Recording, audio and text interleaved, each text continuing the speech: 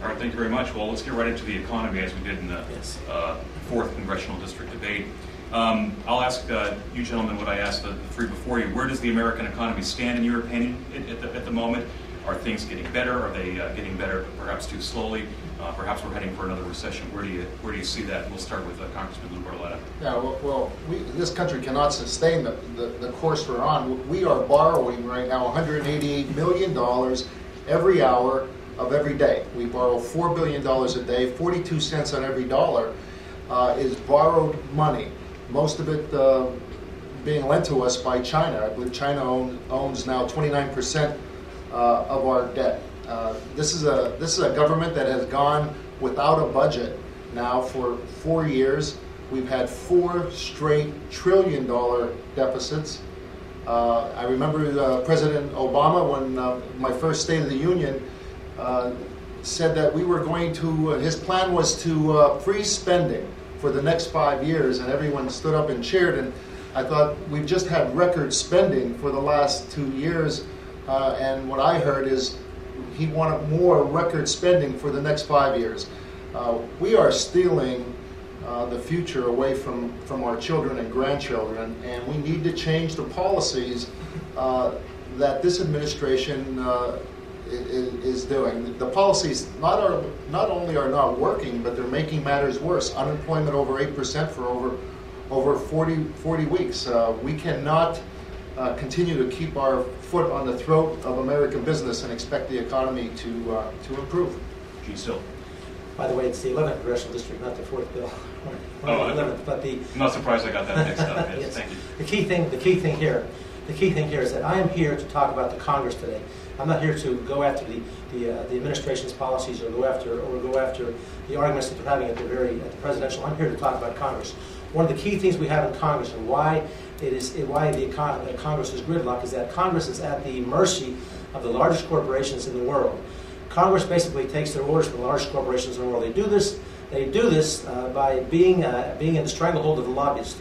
20,000 lobbyists spend $8 billion on Congress every year. Therefore, the largest corporations across the world and America get the best deals. And so right now, the burden has been shifted to small businesses in the middle class. What we have to do is go into Congress, make sure that the largest businesses, the largest corporations in the world carry their fair share.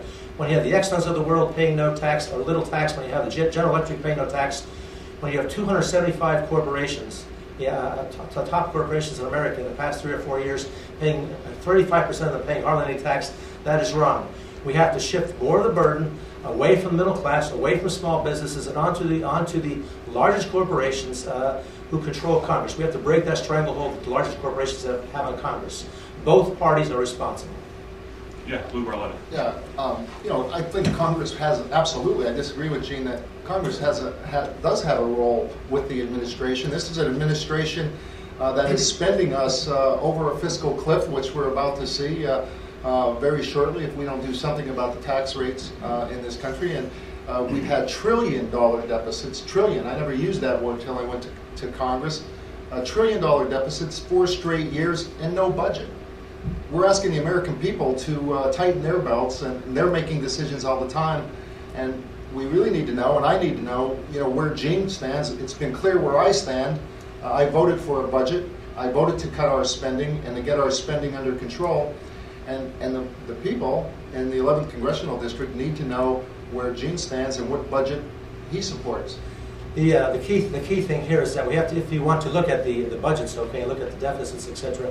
I guess we do have to go back to this administration, which has deficits and budgets, but also we have to take a step back and we have to look at the Bush administration. Yes, the current administration has budget deficits, but also they were presented with that on day one. The Bush administration is responsible also for getting this country where it was. The country was in a great recession. It is gradually building its way out. I am for making sure this country digs its way out. It seems that it's going slower. And part of the reason it's going slower is not only, let's say, the administration, but also Congress not being able to function, not being able to work together. In Congress, we have this, and this is why I'm going to Washington, D.C. We have extremes on both ends of both parties taking center stage, and the middle people not being able to compromise. I want to go to Washington, D.C. to move Congress forward by working with those on both parties who aren't extreme and will work in the middle to get things done. Lou Barletta. President Bush hasn't been there for some time now, and I think we got to stop blaming President Bush and tell people what you're going to do. President Bush ran deficits, and I agree, deficits of $463 billion. This president is running deficits of $1.3 trillion. I voted, and the House of Representatives did their job. We voted for a budget. I voted for a budget a number of times. The president's budget didn't get one vote, not one vote. Not even Nancy Pelosi could vote for the president's budget. That's how bad it was. And I would like to know today, Gene, whether or not you support the president's budget, or what budget do you support? What I'm saying to you is, again, I'm not going to support a budget that is on the extreme right, as Congressman Ryan's budget was on the extreme right. Congressman Ryan's budget never identified the giant corporate loopholes that he would close in order to bring in a balanced budget. So therefore, I'm not going to support a budget that is big on the left either. I'm going to support the budget that is in the middle, that serves the American people, that lowers the taxes on the middle class, lowers the taxes on small business. Small business are the job creators, as you know, and that's where I want to move the taxes away from small business and onto the larger corporations. When the Congress gives these larger corporations the ability not to pay taxes or pay very minimal taxes, that burden falls directly on the middle class. The Congress, including your party, has not made these moves to take away that burden from the middle class and the small businesses and deliver it where it should be on the giant corporations who control Congress. You yourself have taken many donations and many contributions from PACs representing Wall Street, representing the large oil and gas industry, etc. I think to the tune of $100,000 for all the big PACs representing the people who control Congress. I won't take PACs from the largest corporations. We have to break away from that and reform Congress. Congress is where a major problem is. The Bush administration has major problems. The Obama administration has major problems. But Congress, as the people know, has major problems. That's why Congress, including you, have low ratings across the country for the people.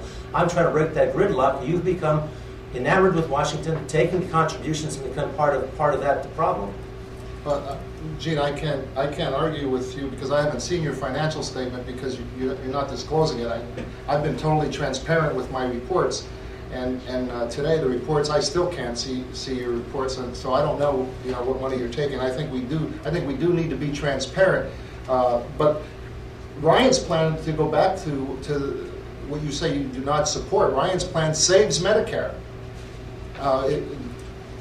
Otherwise, you're going to, in 12 years, Medicare is going to go bankrupt. The Ryan plan saves Medicare, saves it for today's seniors and for our future seniors, as well as the plan that I support, Gene, does cut out all of the corporate loopholes, lowers the corporate rates, lowers rates for small businesses, cuts out the loopholes, and broadens the base, rather than what you support is allowing the Bush tax cuts to expire at the end of the year, which will mean that every tax return in the 11th Congressional District will see a $2,400 increase by allowing the tax rates to expire. Wait a minute.